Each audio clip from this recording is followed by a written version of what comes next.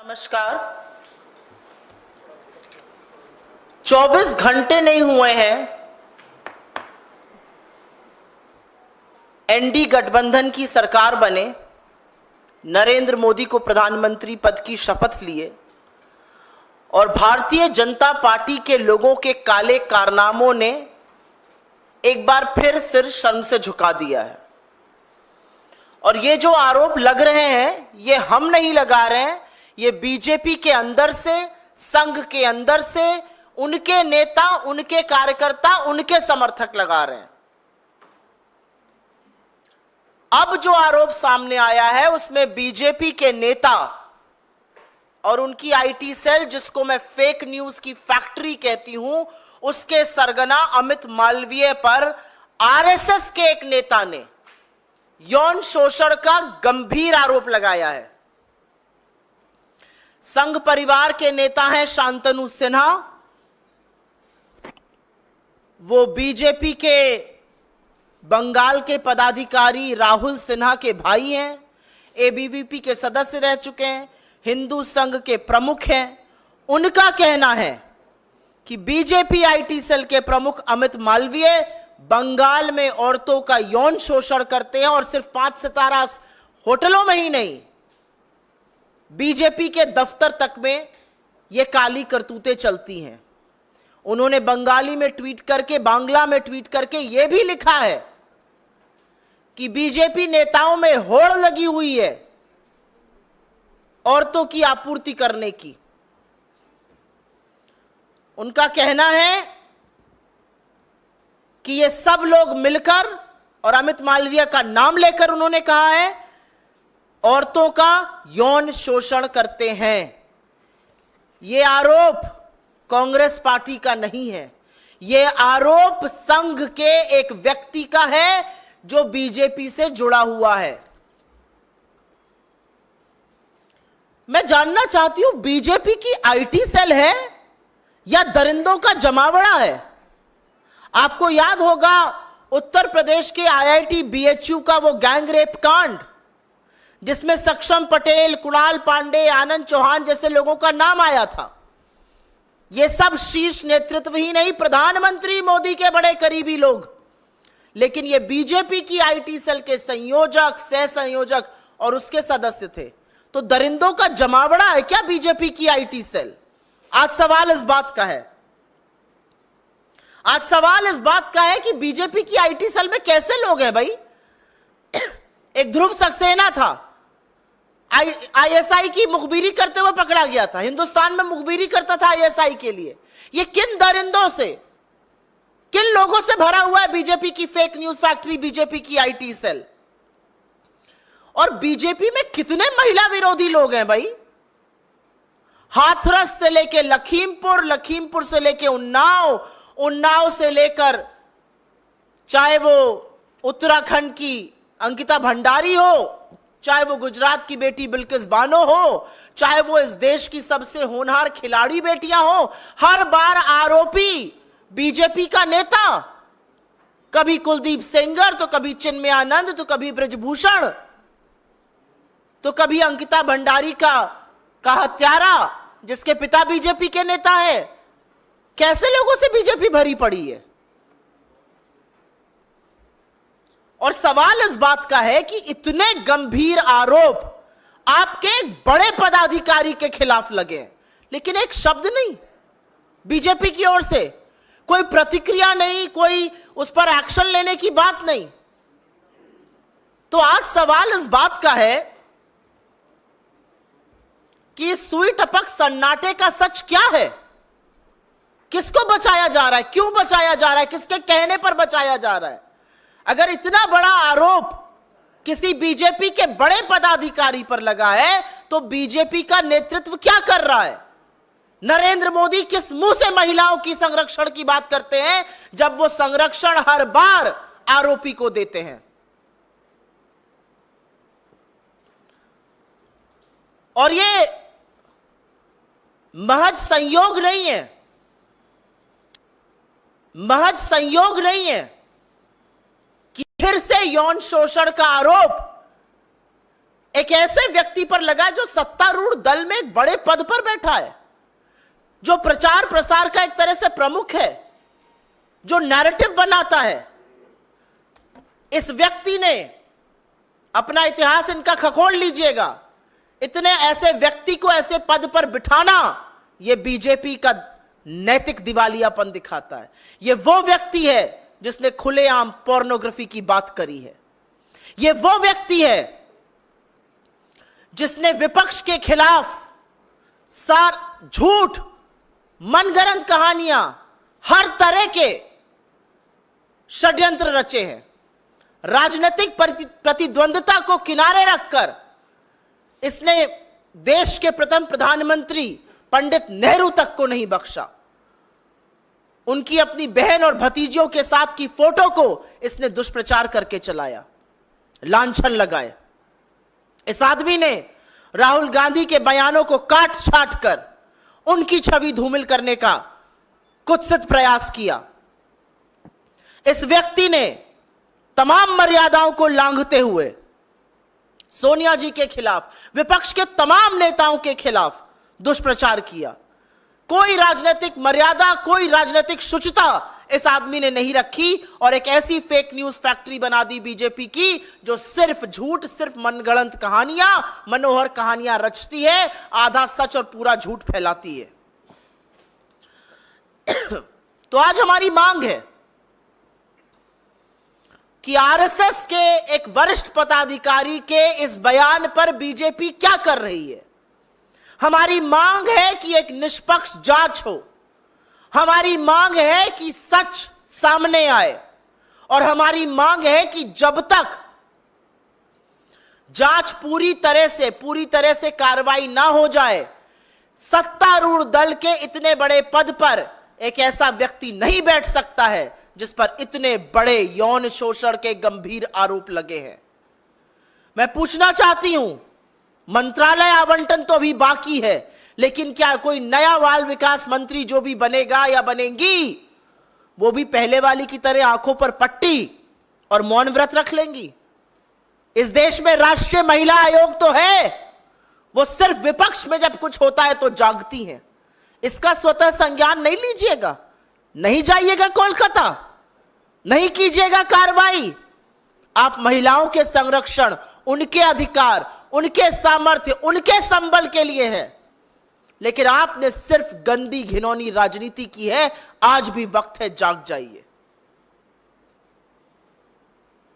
मेरा अपना मानना है कि कठोर कदम उठाने चाहिए भारतीय जनता पार्टी को। हम मांग करते हैं निष्पक्ष जांच हो, और वो तभी संभव है जब इतने प्रभावशाली पद से वो व्यक्ति हटाया जाएगा, और ऐसे व्यक्ति को सजा भी मिलनी चाहिए, और उनको अपने पद पर बने रहने का कोई नैतिक अधिकार नहीं है। I will very briefly make a statement. आपके सवालों का स्वागत है। पहले मैं सुओ मोटो सवालों का जवाब दूंगी। शुक्ला नहीं, सिन्हा जो आरोप लगाए हैं कि ऐसा सिर्फ 5 स्टार होटल नहीं, बंगाल के भाजपा कार्यालय में हुआ। साथ ही साथ उन्होंने ये कहा कि बंगाल नेताओं में ऐसी प्रतियोगिता चलती है, कौन नेता कितनी अधिक लड़कियां आपूर्ति करते अच्छा पद हासिल करे। जी हां, और मुझे ऐसा लगता है कि ये आरोप विपक्ष के किसी नेता ने नहीं लगाए हैं, नहीं तो इस पे बीजेपी कहती कि हम विपक्ष की राजनीति कर रहे हैं। यह आरोप संघ के एक बड़े पदाधिकारी ने लगाए हैं, जिसका भाई बीजेपी का पदाधिकारी है, जो बंगाल में है, जिसने बांग्ला में सब कुछ लिखा है। तो हम ये पूछना चाहते हैं कि बीजेपी किस चीज का इंतजार कर रही है? क्यों आपकी आईटी सेल ऐसे दरिंदों से, ऐसे देशद्रोहियों से, ध्रुव सक्सेना जैसे लोगों से, सक्षम पटेल जैसे लोगों से, अमित मालवीय जैसे लोगों से भरी पड़ी है? इस देश की आधी आबादी आपसे पूछ रही है, 63 सीटें हारने के बाद क्या आपके अंदर की नैतिकता जागेगी? यह पूछना चाहती है इस देश की आधी आबादी, या फिर से एक आरोपी, एक दरिंदे के साथ खड़े होकर उसको संरक्षण दीजिएगा? मैं जानना चाहती हूं, जो औरतों के नाम पर गंदी राजनीति करते हैं, क्या वो वहां जाएंगे? क्या इसका संज्ञान लेंगी नेशनल कमीशन ऑफ वुमेन की चीफ, या आंखों पर पट्टी और मुंह में दही जमाए चुप और मौन व्रत ले लेंगी? आज सवाल इस बात का है। कोई और सवाल इस पर? मैम, 2 दिनों से टीएमसी भी इस मसले को उठा रही है। और वहां पर राज्य में टीएमसी की सरकार भी है जो आपकी सहयोगी है, तो क्या अब तक इस मामले में एफआईआर दर्ज हुई है और क्या आप मांग करेंगी कि जांच के लिए इसमें अमित मालवीय की गिरफ्तारी हो? मेरा अपना मानना है कि बंगाल में जो सरकार है और जिसकी प्रमुख ममता बनर्जी जी हैं, वो जरूर इस मसले का संज्ञान ले रही हैं और जरूर इस पर कानूनी और पुलिस कार्रवाई होगी। अगर एक व्यक्ति इतने गंभीर आरोप लगा रहा है बीजेपी के एक प्रमुख पदाधिकारी पर, तो आपके सामने दो औचित्य हैं। या तो बीजेपी आए और पूरे दमखम के साथ कहे कि यह आरोप गलत है, हम इनको सिरे से खारिज करते हैं, जिसने आरोप लगाया है हम उसके खिलाफ कानूनी कार्रवाई करेंगे, करें मानहानि का दावा। या तो बीजेपी ये करे, या बीजेपी थोड़ी सी नैतिकता दिखाए, सामने आए और बोले गंभीर आरोप है, देश की आधी आबादी के खिलाफ है, आरोप बहुत संगीन है, जो व्यक्ति इतने इन्फ्लुएंशियल पद पर बैठा है पहले उनको उनके पद से मुक्त किया जाएगा, एक इंडिपेंडेंट जांच की जाएगी और उसके बाद आगे की कार्रवाई होगी। यही दो रास्ते हैं बीजेपी के पास। लेकिन बीजेपी की ओर से आपको सुई टपक सन्नाटा सुनाई दे रहा है। साए साए एक शब्द नहीं बोल रही है भारतीय जनता पार्टी। ना वो ब्रजभूषण पे बोलते हैं, ना वो कुलदीप सिंह सेंगर पे बोलते हैं, ना वो चिन्मयानंद पर बोले, ना वो हाथरस पे बोले, ना वो लखीमपुर के चीरहरण पे बोले, ना वो अंकिता भंडारी पर बोले, ना वो आईआईटी बीएचयू पर बोले, ना वो बिल्किस बानो पर बोले। लेकिन इस देश ने आपको दिखाया, इस देश की महिलाओं ने आपको दिखाया, आप जिसको अपनी जीत बनाकर चल रहे हैं वो निर्णायक नैतिक हार है और बहुत कारणों से हुई। उसमें से एक कारण यह भी था कि आप इस देश की आधी आबादी के तिरस्कार में और हर वक्त संरक्षण आरोपियों को देने में खड़े होते हैं। कोई और सवाल इस पे? कोई और अन्यथा सवाल?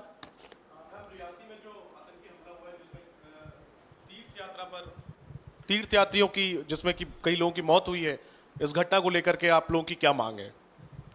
हम सबसे पहले तो अपनी श्रद्धांजलि उन सब लोगों को देते हैं जिनकी जान गई, उन सब परिवारों को हमारी संवेदनाएं, जो घायल हुए उनके शीघ्र स्वास्थ्य लाभ की हम प्रार्थना करते हैं।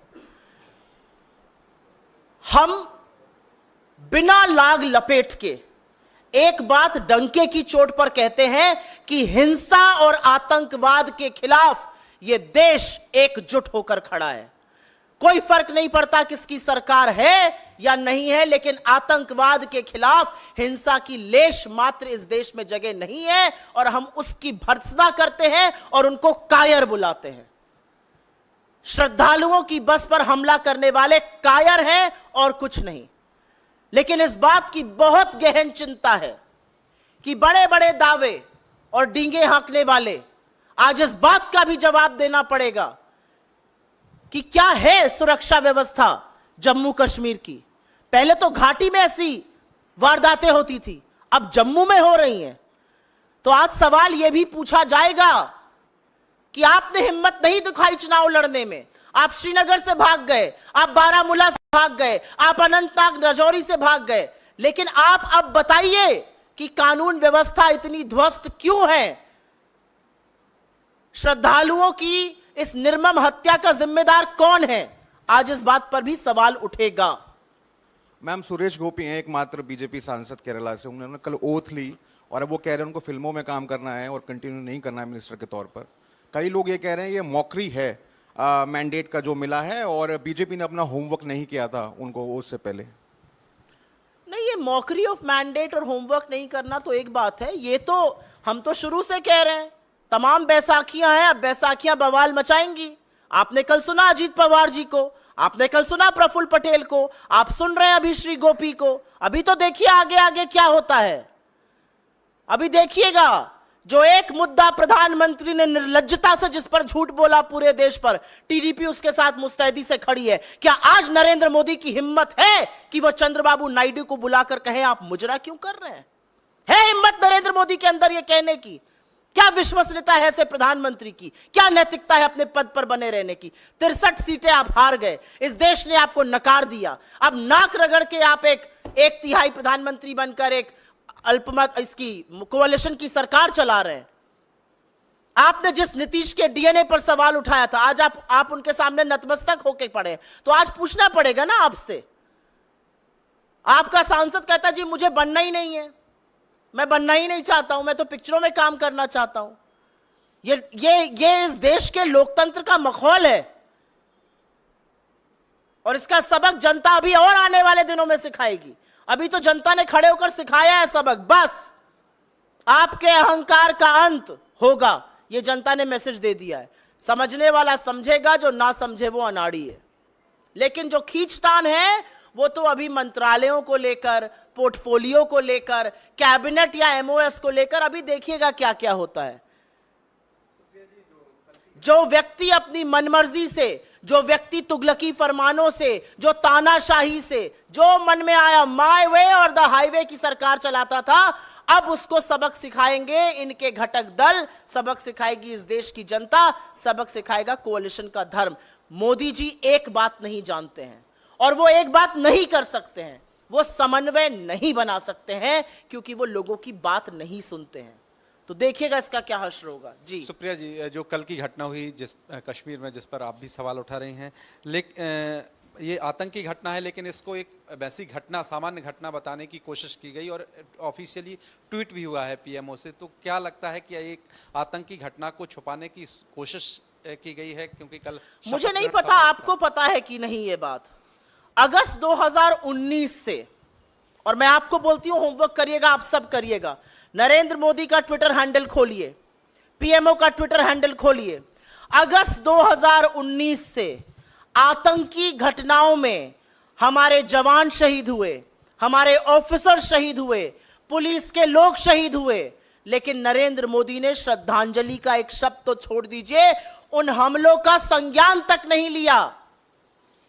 अगस्त 2019 के बाद से यह पैटर्न है नरेंद्र मोदी का, और आज आतंकी हमले को ढकने की, तोपने की, उस पर लीपापोती की कोशिश बेकार है। आतंकी हमले के खिलाफ यह देश एकजुट होकर खड़ा है। आतंकियों को यह बात पूरी तरह से समझानी होगी कि आप की हिंसा और आपकी नफरत के खिलाफ यह देश एकजुट है। ऐसी जरूरत कीजिएगा मत।